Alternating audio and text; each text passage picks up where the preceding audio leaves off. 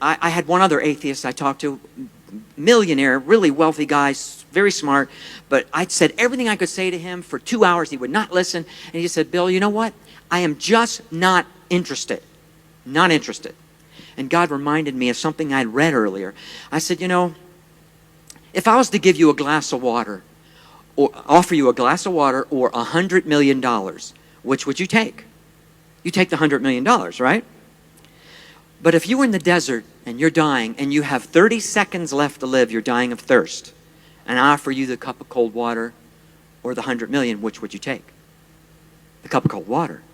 It's called circumstantial priorities. See, you might not be, I said, you might not be interested in the cup of cold water or the offer of salvation now. But there's going to come a day where you're going to stand before the mighty throne of God with all his millions of angels and all his power. And he's going to say to you, why did you reject my word? Why didn't you believe my word? You will have no excuse.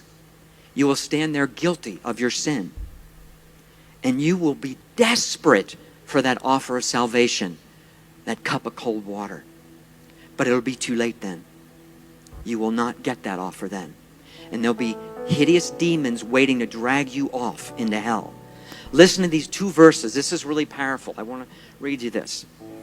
Zephaniah 1:14 and 15 says, the great day of the Lord is near. The mighty man shall cry there bitterly.